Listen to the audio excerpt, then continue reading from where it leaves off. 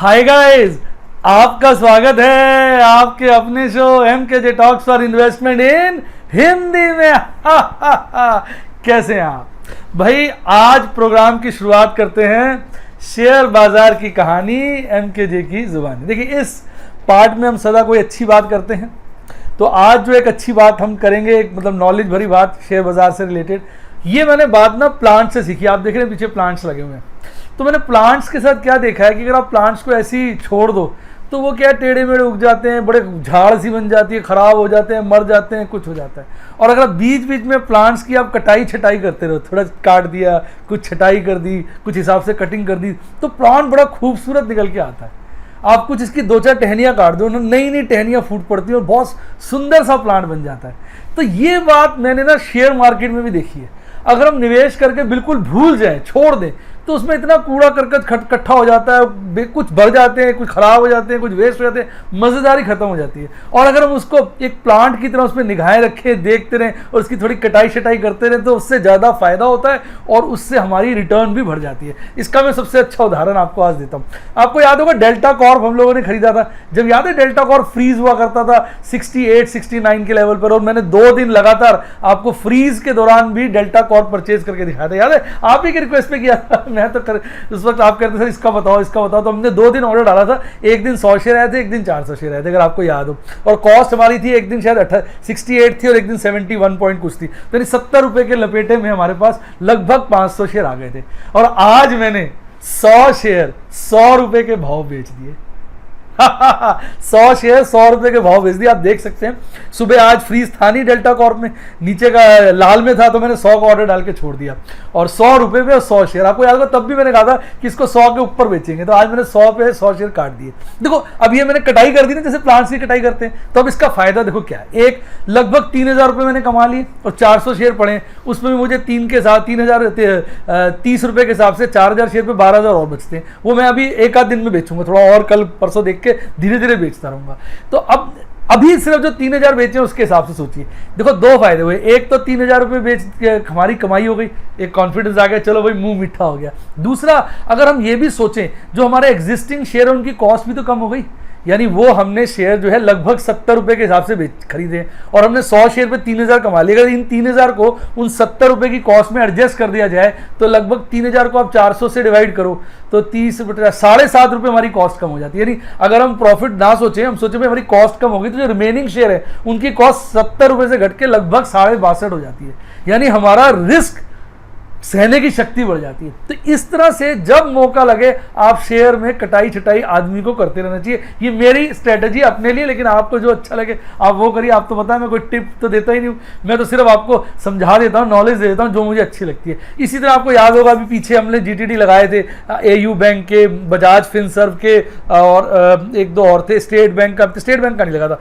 तो 3 शेयर हमारे पास आ गए थे अच्छे। अब उनमें भी काफ़ी तेजी हो गई है, तो मैं सोच रहा था उनमें भी कहीं ना कहीं प्रॉफिट बुकिंग कर लूंगा। तो इस तरीके से क्या होता है कि बीच बीच में अगर आप जो शेयर खरीदते हैं उसमें से सारा हिस्सा ना, आदमी थोड़ा सा हिस्सा बेचता रहे, उससे एक तो मुंह मीठा हो जाता है, दूसरा बचे हुए शेयर्स की कॉस्ट कम हो जाती है, तीसरा अब जैसे डेल्टा कॉर्प मैंने बेच दिया, अब मान लो ये बढ़ता नहीं है तो 400 शेयर पड़े कोई बात नहीं, अगर ये फिर गिर जाता है तो मैं इसको नीचे के रेटों में 70 पे 75 पे 60 पे कहीं भी खरीद लूंगा जब ये नीचे गिरेगा। तो उससे क्या एक थोड़ी ट्रेडिंग सी हो गई, कुछ शेयर पड़े थे, धीरे धीरे ऐसे करते करते जो है हमारे को अच्छा मुनाफा भी हो जाता है और कॉस्ट कम होती रहती है। यही काम मैंने आपको याद होगा 3-4 बार आइडिया में किया था। लास्ट मैंने आइडिया 105 का बेचा था, उसके बाद नहीं बेचा। अब उल्टा मैंने आइडिया की पुट बेच दी थी 98,000 शेयर्स की, 3 रुपए की पुट, और उस पर मैंने बेची भी 5 पैसे की। तो 5 पैसे की पुट बेची मैंने, 98,000 शेयर्स 3 रुपए की पुट, यानी उसमें मुझे 4900 रुपीज का प्रीमियम मिल गया। अब आइडिया चल रहा है 8 साढ़े 8 रुपए पे, उस रेट पे काम ही नहीं हो रहा। वैसे भी FNO पे कुछ समय के लिए बैन भी लगा हुआ है, यानी अल्टीमेटली ये जो पुट एक्सपायर हो जाएगी 4900 वहां से आ जाएंगे। तो इस तरह से अगर हम शेयर बाजार में कटाई छटाई बीच बीच में करते रहे, थोड़े मौकों को कैश करते रहे, सस्ते रेट पे खरीद के महंगे रेट पे बेचते रहे, तो मुंह मीठा भी होता रहता है और जैसे प्लांट की खूबसूरती बन जाती है, ऐसे ही हमारा पोर्टफोलियो खूबसूरत हो जाता है। उसमें से कटाई छटाई करने से बीच बीच में प्रॉफिट बुकिंग हो जाती है और लोअर रेट पे हम री एंटर कर जाते हैं और अपर रेट पे आउट हो जाते हैं। बाकी ऐसा हमें सारे के सारे शेयर्स के साथ नहीं करना चाहिए, कुछ शेयरों के साथ करना चाहिए, ताकि बाकी जो अच्छे शेयर हैं वो हम लॉन्ग टर्म के लिए रख दें, पर उसमें से भी जब मौका देंगे, बीच में देखा काफी रेट बढ़ गया, थोड़ा सा बेच दिया, नीचे के रेटों पे फिर उठा लिया। तो इस तरह की कटाई छटाई जो हम प्लांट्स में करते हैं, वही कटाई छटाई अगर हम अपने पोर्टफोलियो में करें तो हमारा पोर्टफोलियो भी एक प्लांट की तरह हरा भरा रहेगा। उम्मीद करता हूं मेरा ये जो कंपैरिजन है आपको अच्छा लगा होगा। आइए बात करते हैं बाजार आज। याद है हम बाजार कल चर्चा कर रहे थे, तो हम कह रहे थे बाजार की तेजी तो है पर कुछ थकान नजर आ रही है, बाजार थक गया है। और देखिए उस थकान का असर आज बाजार में साफ नजर आया। भाई आज बाजार खुलता है 10,054 पर, जबकि कल बंद हुआ था 10,061 पर, और खुलते एक पीक बनाता है 10,123 की, पर उसके बाद उस पीक को नहीं काटता है, गिरता है, फिर चढ़ता है, फिर एक लंबी डाइव मारता है नीचे, 10,000 से नीचे का बॉटम बनाता है 9,944 का, उसके बाद ऊपर चढ़ता है, गिरता गिरता चढ़ता गिरता गिरता लास्ट में 10,000 के ऊपर ही बंद हो जाता है, लगभग 10,029 पर। अगर कल की क्लोजिंग से कंपेयर करेंगे तो लगभग 0.32% की गिरावट के साथ आज बाजार बंद होता है। अब बात करते हैं 3% से ज्यादा तेजी वाले शेयरों की। साहब आज कुछ ही शेयर्स, यानी 6 ही शेयर्स थे जिनमें 3% से ज्यादा की तेजी थी। ये वही शेयर है जो पिछले कुछ दौरान लाली आली में नजर आ रहे थे। वेदांता में सबसे ज्यादा तेजी थी, टेक महिंद्रा, जी एंटरटेनमेंट, सन फार्मा, भारतीय एयरटेल, सिप्ला। तो इन सभी शेयरों में आज 3% से ज्यादा की तेजी देखने को मिली।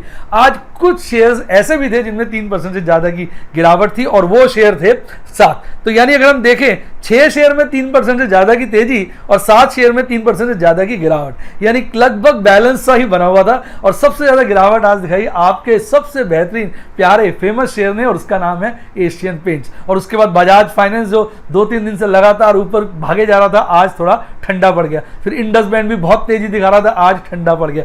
HDFC, Kotak Mahindra, axis bank, Larsen, यानी फाइनेंस सेक्टर जो कुछ समय से तेज हो रहा था, आज उसने कुछ ठंडापन बाजार में दिखाया। आइए अब बात कर लेते हैं निफ्टी बैंक की। देखिए निफ्टी बैंक का वही रिएक्शन मैंने सदा कहा है, निफ्टी बैंक ज्यादा वोलेटाइल है चढ़ता भी ज्यादा है और गिरता भी ज्यादा है। देखिए निफ्टी आज 50 हमारा गिरा, मैंने जैसा आपको बताया कितना गिरा निफ्टी है, निफ्टी 50 आज गिरा 0.32%, जबकि हमारा निफ्टी बैंक आज 2.5% से ज्यादा गिरा है। तो इसके अंदर वोलेटिलिटी ज्यादा है, इसमें प्रॉफिट कमाने के चांसेस ज्यादा है और नुकसान के भी चांसेस ज्यादा है। सदा ध्यान रखिए, तलवार दोनों तरफ से खुली है तो अगर आज देखें हमारा जो निफ्टी बैंक है वो खुलता है 20,932 पर, जबकि कल बंद हुआ था 20,940 पर, और उसके बाद खुलते ही एक पीक बनाता है 21,141 का, और उसके बाद वो पीक तोड़ नहीं पाता, गिरता है, चढ़ता है, गिरता है, गिरता है, और एक बॉटम बनाता है 20,316 का, और बॉटम के आसपास ही यानी 20,390 पर बंद हो जाता है। कल के मुकाबले लगभग 0.25%, यानी एग्जैक्ट बोले तो 2.63% की गिरावट के साथ हमारा आज निफ्टी बैंक बंद होता है। आइए शेयरों पे देखें, निफ्टी बैंक में केवल एक ही शेयर में हरियाली थी, बाकी सब लाली आली। सिर्फ पीएनबी ऐसा शेयर था जिसने ठीक ठाक सी बढ़त दिखाई, लगभग 2.5% की। उसके बाद सभी शेयर लाली आली में बंद हुए, चाहे कोई शेयर ले लो बैंक का, सारे ही लाली आली में बंद हुए। यानी जो काफी दिन से ये भागदौड़ कर रहा था, आज ठंडा पड़ गया है। आइए बात करते हैं एमकेजे स्टॉक टॉक्स की, और मैं आपके लिए बहुत प्यारा स्टॉक लेके आया हूं, बीपीसीएल। आपके मैं कमेंट पढ़ा करता था, बहुत सारे मेरे जो सब्सक्राइबर्स हैं जो कहते हैं सर बीपीसीएल के बारे में बताइए, तो इसके Q4 के नतीजे आए हैं, तो मैंने कहा सही मौका है, आइए इसकी डिस्कशन कर लेते हैं। भाई बीपीसीएल के Q4 के रिजल्ट आ गए और रिजल्ट मजेदार नहीं है यार, 1361 करोड़ का नुकसान हो गया, और नुकसान होने के पीछे 3 बड़े कारण हैं। पहला, जो रिफाइनरी के जो मार्जिन है, बीपीसीएल का काम है रिफाइनिंग का, तो जो रिफाइनिंग के मार्जिन है वो काफी कमजोर पड़ गए। दूसरी बात, जो इनके पास इन्वेंट्री थी ना, उस पर लॉस हो गया, ऑयल के भाव गिर गए, तो जो इन्वेंट्री इन्होंने महंगे भाव पे खरीदी थी वो इनको सस्ते रेट पर बेचनी पड़ी। और तीसरा कि कोविड के चलते डिमांड इतनी कम हो गई कि मजेदारी खराब होगी, इनका कहना चाहिए सत्यानाश वर्ड अच्छा नहीं लग रहा, इनका बड़ा घाटा हो गया, यही कह देते हैं। देखो शब्द थोड़ा सा अच्छा यूज कर लेते हैं। तो इसके चलते क्या हुआ, इस क्वार्टर में इसको 1361 करोड़ का लॉस हुआ है, जबकि इसके पिछले 3 महीने में इसने 1261 करोड़ रुपए कमाए थे। यानी कहते हैं देखो, कहाँ 1261 करोड़ का प्रॉफिट और कहाँ 1361 करोड़ का लॉस। अब अगर हम ब्लूमबर्ग की बात करें, उन्होंने एक सर्वे किया, उन्होंने एस्टीमेट लगाया था कि इसका घाटा 373 करोड़ का होगा। इसके विपरीत इसका घाटा हो गया 1361 करोड़ का। तो आप यही कहेंगे यार इसने तो मार्केट एस्टीमेट्स को, स्ट्रीट एस्टीमेट्स का भी पूरी नहीं कर पाया, उससे बेकार परफॉर्मेंस दी, तो जिसके चलते मज़ेदारी आज खराब हो गई। अब अगर हम बात करें कुछ खास बातों की, तो अगर रेवेन्यू देखें तो सीक्वेंशियली बेसिस पर रेवेन्यू में 7.7% की गिरावट देखने को मिली, और इस क्वार्टर में जो रेवेन्यू था वो था 68,991 करोड़। ऑल्दो एस्टीमेट लगाया जा रहा था प्रॉफिट का 62,435 करोड़, उसके अगेंस्ट जो एक्चुअली इन्होंने रेवेन्यू अर्न किया वो 68,991 करोड़ का किया, यानी एस्टीमेट से तो ज़्यादा किया, पर इसके बावजूद भी इनका रेवेन्यू 7.7% गिरा है। ऑपरेशनल लॉस की बात करें तो वो जो है इस क्वार्टर में 619 करोड़ का था, और अगर पिछले क्वार्टर से कंपेयर किया जाए तो पिछले क्वार्टर में इसका ऑपरेटिंग प्रॉफिट था 2,703 करोड़ का। अब इसी तरह अगर मार्जिन को कंपेयर करें, पिछले क्वार्टर में मार्जिन था 3.6% का, और इस क्वार्टर में मार्जिन नेगेटिव हो गया 0.9% का। तो इसके चलते अगर आप देखोगे तो मजेदारी सारी की सारी खराब हो गई, और बीपीएसएल को ये क्वार्टर भारी पड़ा। अब समझने वाली बात है, कंपनी खुद भी सोच रही है कि भाई अभी मार्च में तो केवल कुछ ही दिन थे परेशानी के, और अप्रैल में तो, और ये जो क्वार्टर करंट चल रहा है, अब कहेंगे 20-21 का जो पहला क्वार्टर हो गया जिसमें अप्रैल मई जून आ जाएंगे, उसमें अप्रैल और मई तो पूरा ही खराब चले गए। तो अब देखिए इसका प्रभाव अब जो आगे रिजल्ट आएगा इस क्वार्टर का उस पर क्या पड़ता है, देखने वाला है। मैं तो थोड़ा सा चिंतित हो गया। आइए मैं आपको ना अब एक इसके प्राइस डिटेल्स की बात करते हैं। मैं tickertape से आपको लेके जा रहा हूं, वहां पर देखिए, इस पे देखिए मैं आपके लिए दो तरह के स्क्रीनशॉट लाया हूं। पहले मैं आपको 5 ईयर्स का चार्ट दिखा रहा हूं। अगर 5 ईयर्स के चार्ट पे देखेंगे तो 5 ईयर्स का इसका हाई जो रहा है 551 रुपए का रहा है, और लो जो रहा है 237 का रहा है, और अभी इसका जो रेट है वो 257 है। तो अगर देखा जाए इसका रेट अभी रिलेटिवली 5 ईयर लो के नजदीक है, यानी अगर 5 साल के डेटा को हम कंपेयर करें तो इस वक्त ये मंदे रेटों पर उपलब्ध है, अगर हम 5 सालों की बात करें। अब इसी तरह, और 5 सालों में इसकी रिटर्न अगर हम देखें तो लगभग 23.77% की है। अब अगर हम 1 साल के डेटा की बात करें, ये देखिए 1 साल का स्क्रीनशॉट आ गया, तो 1 साल में इसने 549 का हाई बनाया और 252 का लो बनाया। और अगर आप देखेंगे कि इस वक्त अभी ये 52 वीक लो के आसपास है, और अभी रिसेंटली आप देखिए कुछ समय आप चार्ट में देख सकते हैं, कुछ समय पहले काफी सबसे ज्यादा गिरा पड़ा था, 252 चला गया था, अब थोड़ी सी इसने उभार दिखाया, फिर गिरा था, अभी कुछ दिन से लगातार चढ़ रहा है जब से ये बाजार चढ़ना शुरू हुआ है। तो मुझे ऐसा लगता है अगर इस शेयर पर हम निगाहें बनाए रखें तो ये शेयर हमें अपने 5 सालों के लोअर लेवल्स पे कहीं ना कहीं मिल सकता है। इस पे मैंने अपनी निगाहें गाड़ ली हैं। मेरा डायलॉग याद रखिए, gone are bulls, gone are bear, eagle is the winner, let's be care. तो ईगल बनकर मैं इस पे निगाहें गाड़ के बैठा हूं, और जहां मुझे ये 5 इयर्स लो के आसपास, यानी कहने का मतलब जी 237 के आसपास, 240 के आसपास मिलेगा, मैं थोड़ा थोड़ा स्टॉक ये लेना शुरू करूंगा। अब इस पे मैंने अपना टारगेट बना लिया। आइए अब इसके हम की मैट्रिसेस की बात करते हैं। अगर इसका प्राइस अर्निंग रेशियो देखें तो वो 8.8 है। ऑब्वियसली आने वाले वक्त में ये इतना नहीं रहेगा क्योंकि कंपनी को लॉस का सामना करना पड़ रहा है। प्राइस टू बुक रेशियो काफी ठीक ठाक सा है, 1.68। Company high dividend paying company है, इसलिए इसका डिविडेंड यील्ड पास्ट में 5.44% निकल के आ रहा था, लेकिन मैं फिर बार बार इसलिए बोल रहा हूं क्योंकि आने वाला वक्त खराब है, आने वाले वक्त में हो सकता है डिविडेंड यील्ड घट जाए।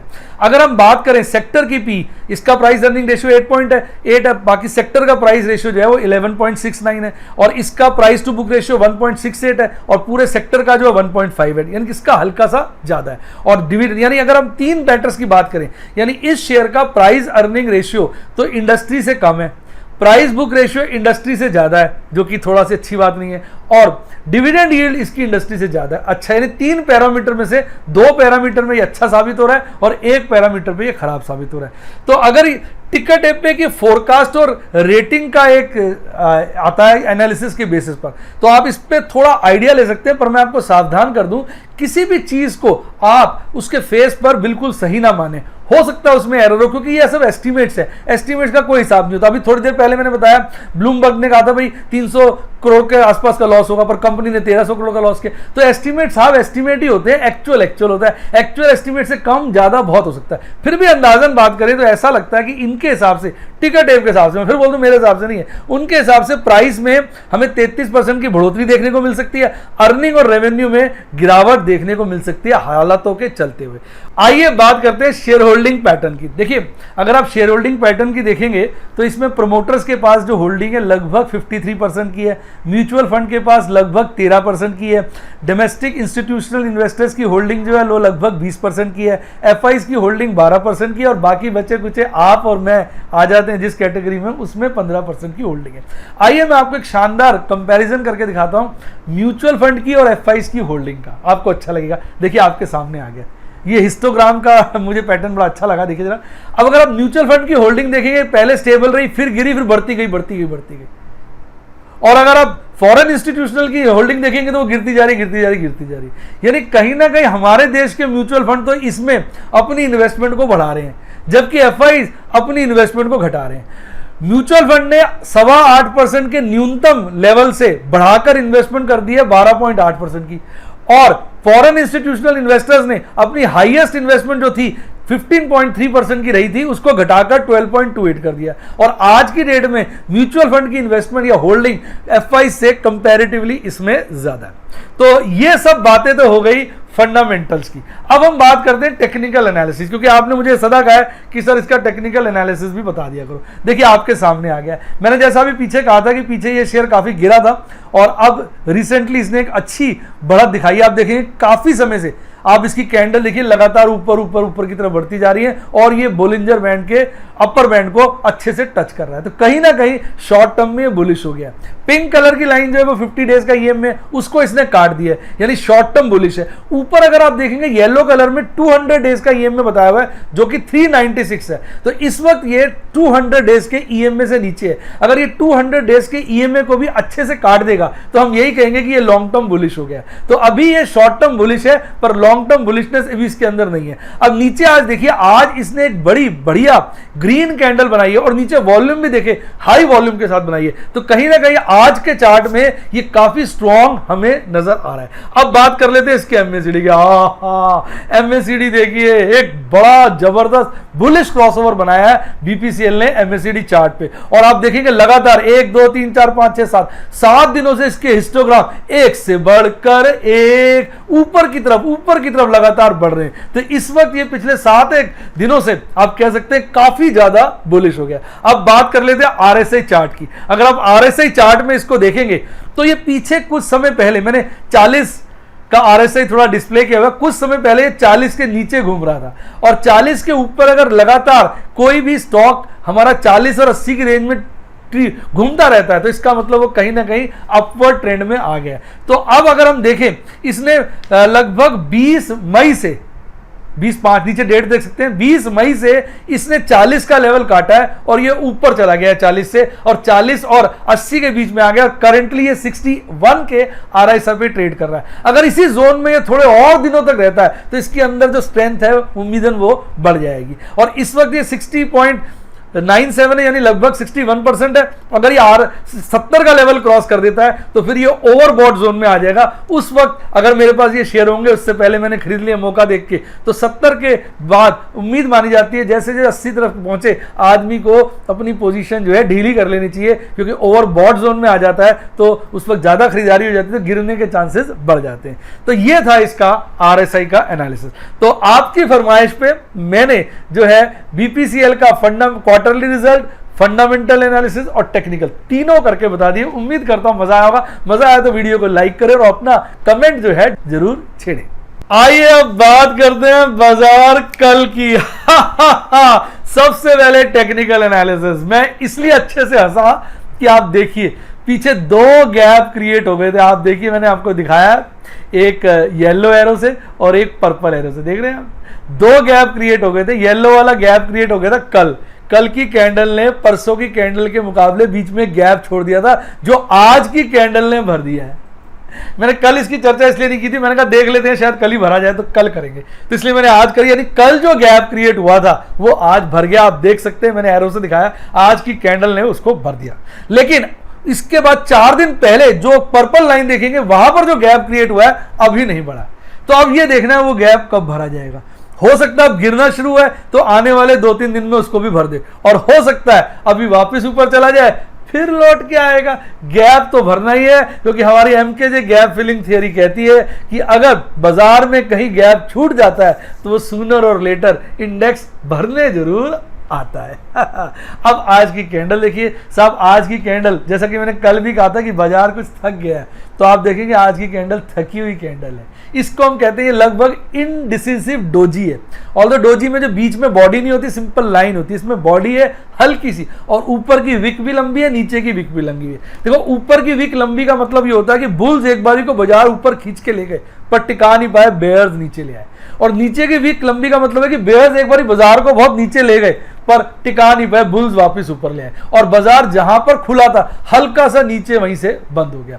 यानी बीच में वो रहा और ऊपर नीचे की विक ज्यादा लंबी है जो इनडिसिसिवनेस को डिस्प्ले कर रही है। देखिए मैं आपको कैंडल के पीछे की कहानी भी समझा देता हूं, आपको अच्छा लगता है तो कमेंट बॉक्स में बताइए और वीडियो को लाइक करिए। यानी कैंडल जो है वो हमें बताती है जितनी विक छोटी होगी उतनी बाजार में मजबूती है, जितनी बॉडी छोटी होगी और विक लंबी होगी यानी बाजार कंफ्यूजन से भरा है, यानी ऊपर नीचे हो रहा है और उसको कुछ समझ में नहीं आ रहा। तो आज की कैंडल सही मायने में इनडिसिसिव कैंडल है, कंफ्यूज कैंडल है, पता नहीं चल पा रहा कभी बुल कभी बेयर भारी हो रहे हैं। अब सही रिजल्ट आने वाले दिनों में पता चलेगा कि कैसा बाजार करवट लेता है, पर कहीं ना कहीं हम ये कहेंगे कि तेजी को अभी बाधा आ गई है। अब देखते हैं कल बुल जीत गए तो तेजी बढ़ती जाएगी, और बेयर्स जीत गए तो हो सकता है वो जो पीछे वाला गैप रह गया वो भी बेयर्स जो है काट दे। बोलिंजर बैंड की बात करें, अभी भी कैंडल अपर बैंड के साथ चिपकी हुई बनी है, तो बोलिंजर बैंड पे तो हमारा चार्ट स्ट्रांग है। 50 डेज का ईएमए काट ही दिया इसने, नीचे जो पर्पल लाइन है वो 50 डेज का ईएमए, उसको काट कर ऊपर ये ट्रेड हो रही है। तो बोलिंजर बैंड पे स्ट्रांग है, 50 डेज ईएमए पे स्ट्रांग है, 200 डेज ईएमए अभी लगभग 671 पॉइंट दूर है। तो हम कहेंगे दिल्ली दूर है, उसको काटने में इंडेक्स को बड़ी शक्ति दिखानी पड़ेगी, बुल्स को बेयर्स के ऊपर बहुत भारी रोब दिखाना पड़ेगा। आइए बात करते हैं एमएसीडी चार्ट की। आज भी हमारा बुलिश क्रॉसओवर बरकरार है। आज की हिस्टोग्राम कल की हिस्टोग्राम के लंबी तो नहीं है पर टक्कर की है, बिल्कुल बराबर की लगभग आज की हिस्टोग्राम बना है। इसका मतलब जितनी तेजी कल थी आज भी बाजार ने तेजी बनाए रखी है। एमएसीडी चार्ट पे अभी भी हमारा बाजार बहुत मजबूत यानी बहुत बुलिश नजर आ रहा है। अब बात करते हैं आरएसआई की। आरएसआई जो है आज हल्का सा गिर गया, थोड़ा सा ढीला हो गया, 66 के लेवल पे आ गया। आज अगर ये 70 का रेट तोड़ देता, 70 का लेवल तोड़ देता तो हम कहते हैं कि कहीं ना कहीं आरएसआई पे हमारा जो इंडेक्स है वो ओवरबॉट हो गया, पर ऐसा हो नहीं पाया। आज थोड़ा सा ढीला पड़ गया, 66 पे आ गया, लेकिन 66 एक मजबूत आरएसआई है, तो हम यही कहेंगे कि आरएसआई पे भी हमारा जो है इंडेक्स अभी बुलिश बना हुआ है। आइए बात करते हैं अपने ऑप्शन चेन एनालिसिस की। क्योंकि ये हमें शॉर्ट टर्म बाजार किस रेंज में रहेगा उसका बड़ा ज्ञान देता है, और आपने देखा होगा ऑप्शन चेन एनालिसिस से हमें काफी पता चल जाता है कि कल बाजार की स्थिति किस रेंज में बाजार मूव करेगा। यानी 90% टाइम मैंने देखा है इसका एनालिसिस हमें हेल्प करता है थोड़ा बाजार को भांपने में। आइए हम कॉल्स की बात करते हैं। कॉल्स पे अगर आप देखेंगे आज ओपन इंटरेस्ट जो है लगभग 9,500 पे बढ़ा है, 10,000 पे बढ़ा है, 10.5 पे बढ़ा है, 11 पे बढ़ा है। इन सभी लेवल्स पर ओपन इंटरेस्ट बढ़ा है, बाकी लेवल्स पर ओपन इंटरेस्ट हल्का हल्का सा कम हुआ है। यानी ऊपर के रेटों पे ओपन इंटरेस्ट बढ़ रहा है, यानी कॉल्स के हिसाब से बाजार में जो रेसिस्टेंस है उसकी मजबूती बढ़ रही है। और कहीं ना कहीं अगर आप देखेंगे 10,500 में जो तेजी है और 11,500 में जो मतलब बढ़त है ओपन इंटरेस्ट की, वो 10,000 के मुकाबले ज्यादा है। तो हायर लेवल्स पर ज्यादा जो है कॉल ऑप्शंस लिखे जा रहे हैं।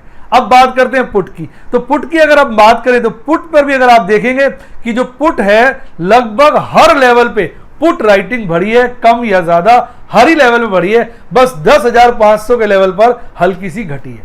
और सबसे ज्यादा पुट राइटिंग अभी भी 9,000 के लेवल पर, और सबसे ज्यादा बढ़त कहिए, बढ़त अगर पुट राइटिंग में देखा जाए एडिशन, तो वो 9,500 और 10,000 के लेवल पे।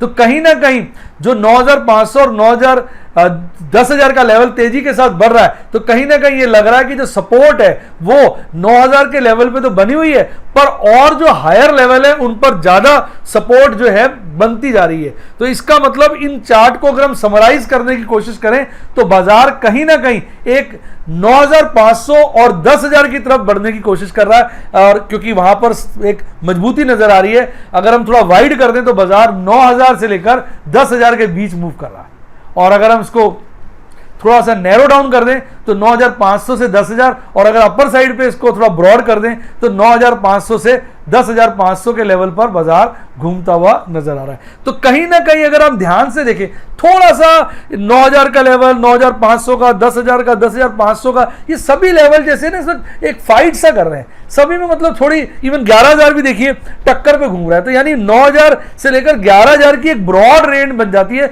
जिसके अंदर बाजार इस वक्त घूमता फिरता नजर आ रहा है। उसको खुद समझ नहीं आ रहा मैं इधर जाऊं मैं उधर जाऊं। तो यानी वोलेटिलिटी आने वाले समय पर ज्यादा देखने को मिल सकती है, ऐसा ये हमारा ऑप्शन चेन एनालिसिस कह रहा है, अनलेस कोई भयंकर अच्छी बात या बुरी बात ना हो जाए। अगर अच्छी बात हो गई तो 11,000 का लेवल भी टूट सकता है, और बुरी बात हो गई तो 9,000 का लेवल भी टूट सकता है। अदरवाइज अगर थोड़ा ठीक ठाक सा माहौल रहता है तो वोलेटिलिटी बनी रहेगी, कहीं ना कहीं ब्रॉड रेंज देखी जाए तो 9,000 से 11,000 के बीच। अब अगर हम बात करें पॉइंट ऑफ मैक्सिमम पेन की, तो पॉइंट ऑफ मैक्सिमम पेन जहां पर ओपन इंटरेस्ट सबसे ज्यादा है वो 9,000 का लेवल नजर आ रहा है। और लेकिन अगर आप ध्यान से देखेंगे 9,500 का लेवल भी बहुत तेजी से बहुत नजदीक है 9,000 के लेवल के, और इसी तरह अगर आप 10,000 का लेवल देखेंगे वो भी खासा नजदीक है। यानी 9,000 although highest point of maximum pain है, 9,500 सेकंड हाईएस्ट है, और 10,000 थर्ड हाईएस्ट है, पर इनमें ज्यादा डिफरेंस नहीं है, ज्यादा डिफरेंस नहीं। और अगर आप बढ़त देखेंगे तो सबसे ज्यादा बढ़त आपको 10,000 और 9,500 के लेवल पे नजर आएगी। तो कहीं ना कहीं ऐसा एहसास हो रहा है कि जो पॉइंट ऑफ मैक्सिमम पेन है वो ऊपर की तरफ शिफ्ट होने की कोशिश कर रहा है। अगर पॉइंट ऑफ मैक्सिमम पेन ऊपर की तरफ शिफ्ट होने की कोशिश कर रहा है तो हम यही कहेंगे कहीं ना कहीं बाजार में बुलिशनेस अभी बरकरार है, बनी हुई है। तो ये था हमारा निष्कर्ष जो है पॉइंट ऑफ मैक्सिमम पेन से। आइए अब बात करते हैं आपके प्यारे राज दिलारे एफआईज और डीआईज की। भाई आज थोड़ी वीडियो लेट ला रहा हूं, कारण ये डाटा 2 दिन से नहीं दे पा रहा था, मैंने कहा अच्छा नहीं लगता आज दे दे। तो कल और आज का दोनों दिन का डाटा आपके सामने आ गया। भाई एफआईज तो कहते हैं ना बदल गए सजना, अब जो बेच बेच के माल भाग रहे थे अब तो लगातार खरीदारी कर रहे हैं। कल इन्होंने 1851 करोड़ की नेट खरीदारी करी, और आज तो और बढ़ा दी, लगभग 3,000 करोड़ की नेट खरीदारी करी। इसके विपरीत डीआईज देखिए माल काट रहे हैं ऐसा लगता है डीआईज तो फिलर का काम करते हैं, जब एफआईज माल खरीदते हैं काट देते हैं, जब वो बेचते हैं खरीद लेते हैं। तो आज कल और आज दोनों दिन डीआईज ने माल बेचा है, कल के मुकाबले आज बेचा है। नेट बिकवाली करी है डीआईज ने, कल करी थी 781 करोड़ की और आज करिए 847 करोड़ की नेट सेल्स, नेट बिकवाली। अब अगर हम टोटल की बात करें यानी एफआईज डीआईज दोनों भाइयों का जोड़ कर लें तो दोनों दिन चाहे वो कल हो चाहे आज हो नेट खरीदारी देखने को मिल रही है। कल नेट खरीदारी थी 1069 करोड़ की और आज नेट खरीदारी है 2057 करोड़ की। यानी देखा जाए तो आज की नेट खरीदारी कल से लगभग दुगनी है। तो ओवरऑल डीआईज का जो एफआईज का कंबाइंड डाटा देखा जाए तो वो भी कहीं ना कहीं तेजी बाइंग की बात कर रहा है, तो बाइंग का मतलब तेजी ही दर्शा रहा है। उम्मीद करता हूं वीडियो का मजा आ गया होगा। वीडियो का मजा आ गया तो वीडियो को लाइक करें और मेरे चैनल को सब्सक्राइब करें। इसके अलावा अगर आप YouTube के मेंबर बनना चाहें तो सब्सक्राइब के साथ ज्वाइन बटन है उसको दबा दें।